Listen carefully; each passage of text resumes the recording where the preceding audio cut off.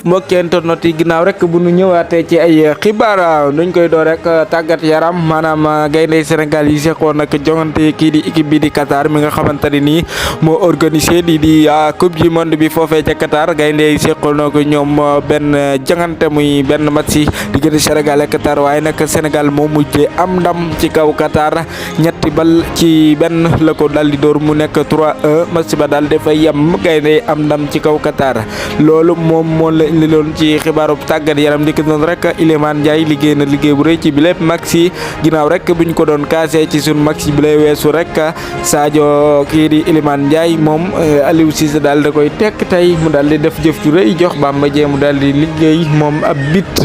loolu la ñuy yam ak yéen ci wàllum tàggat yaram di ko doon Karamba daa soxo Aline ko borom jinne yi moom mi doon wax ni day jàppale Sénégal tey ginnaaw rek bi Sénégal amee ndam ci kaw Qatar moom mii di Karamba génn na di ciblé wu yéeg ci kaw oto di wax bajo bajoy man maay seen baay loolu rek moom Karamba def na ko tey ndax nee na dafa jàpp ci match bi tey ba mu egg fii mu egga sëriñ si nga xamante ne ni ñoo nekkoon di génn di joxe score ñu ci bëree bëri nag fa seen mbir fa mujjee baaxul muy seen mbir dañ leen a mujjee daal di vaar ñoom sëriñ si doon joxe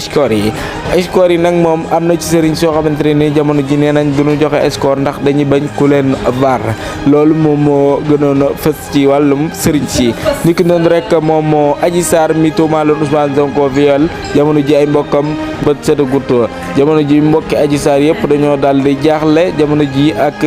kumpa ci la nekk ginnaaw rek bi Ousmane Tounkara génne wax ni Adji Sarr dafa réer ñii ni dafa daw